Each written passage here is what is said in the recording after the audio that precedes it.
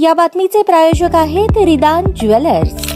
आमच्याकडे 24 crate, 22 crate, 20 crate आणि 18 कॅरेटचे सोन्याचे हॉलमार्कचे दागिने मिळतील।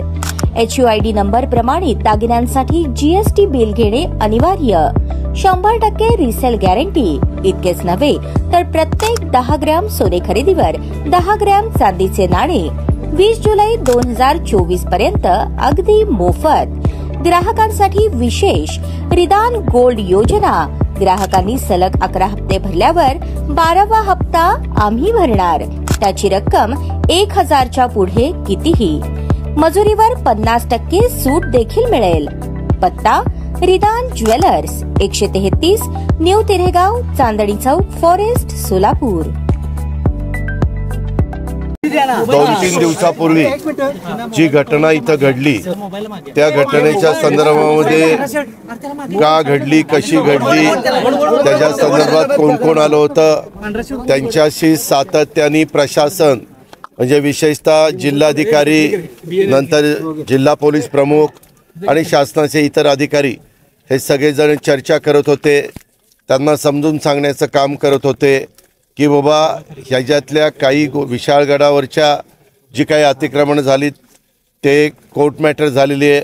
मुंबई हायकोर्टामध्ये त्याच्याबद्दल काही केसेस चालू आहेत आणि त्याच्यामध्ये कोर्टाचाही अवमान होणार नाही अशा पद्धतींचा मार्ग त्या ठिकाणी काढला जाईल।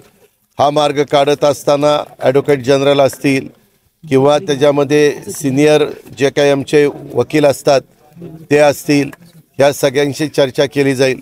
त्याच्या संदर्भात सरकारच्या वरिष्ठांशी पण मुख्यमंत्र्यांशी प्रशासन संपर्क साधत होतं।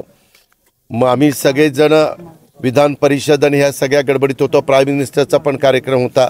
त्या सगळ्यांना प्रशासनाने समजून सांगण्याचा प्रयत्न केला की थोडंसं शांततेने घ्या, ह्याबद्दल तुमची जी काही मागणी आहे त्याबद्दल सरकार कायद्याने नियमाने सकारात्मक आहे। कायदा नियम कुणा हातामध्ये घेण्याचा प्रयत्न केला तर ते चालणार नाही, परंतु कायद्याच्या नियमाच्या चौकटीमध्ये बसून आपण मार्ग काढू।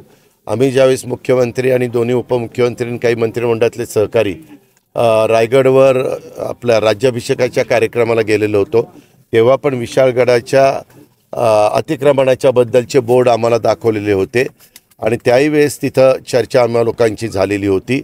त्याच्यात सुरुवातीच्या काळामध्ये असा समज होता की तिथं सगळ्याच बाबतीमध्ये कोर्ट मॅटर असल्यामुळे तिथं काही करता येत नाही प्रशासनाला, असं साधारण पहिल्यांदा सांगण्यात आलेलं होतं आणि एकदा प्रशासनाने सांगितल्यानंतर ते योग्य आहे असं समजून सरकार त्या बाबतीमध्ये वागत होतं। परंतु नंतर जरा खोलात गेल्यानंतर न्यायालयाच्या बद्दलचं बाजू जे सांभाळत असतात त्यांच्याशी चर्चा केल्यानंतर 13 लोक ना 13 पिटिशनर ही ह्याच्यामध्ये होती, बाकीची नव्हती। मग आता पावसाळ्याच्या काळामध्ये घरात राहतात तिथं त्यांना डिस्टर्ब करायचं नाही, पण जे कमर्शियल तिथं व्यवसाय करतात त्यांचं काढायचं आणि तशा पद्धतीनं काढण्याचं काम हे प्रशासनाने सुरू केलेलं होतं। असं करत असताना खरं तर तिथं सगळ्यांनी समंजस भूमिका घ्यायला पाहिजे होती, परंतु जाता जाता ही जी वाडी आहे इथं आता आपण पत्रकार मित्रांनी पण पाहिलं, मी स्वतः बघितलं, इथं राजेश पाटील आहेत, बाकीचे सगळे प्रशासनातले वरिष्ठ अधिकारी आहेत, सगळ्यांनीच बघितलं। काही निष्पाप लोकांच्या गाड्या तोडलेल्या आहेत, मोटरसायकली फोडलेल्या आहेत, स्कूटर फोडलेले आहेत, घराच्या काचा फोडलेल्या आहेत, दरवाजे तोडलेले आहेत। अशा पद्धतीचं नुकसान इथं करण्याचा प्रयत्न काही लोकांनी केलेला। वास्तविक ह्यांचा तसा अर्थार्थी विशाळगडाच्या वर असणाऱ्या अतिक्रमणाचा आणि इथं राहत असणाऱ्या लोकांचा काही दोघांमध्ये देखील संबंध नव्हता। आता तातडीची मदत म्हणून शासनाने त्यांना 25-25 हजार रुपये असे 50 हजार रुपये प्रत्येकी मदत केलेली आहे। पंचनामे केलेले आहेत। पंचनामे करत असताना मला जिल्हाधिकाऱ्यांनी जी लिस्ट दाखवली त्याच्यामध्ये जिल्हाधिकाऱ्यांच्या हाताखालच्या सगळ्या अधिकाऱ्यांनी सगळ्या गोष्टी जवळनं पाहिलेल्या आहेत। त्या पाहून 2,85,00,000 रुपयाचं नुकसान झालेलं आहे। ताज्या बातम्या पाहण्यासाठी प्राईम महाराष्ट्र न्यूज चॅनलला सबस्क्राईब करा।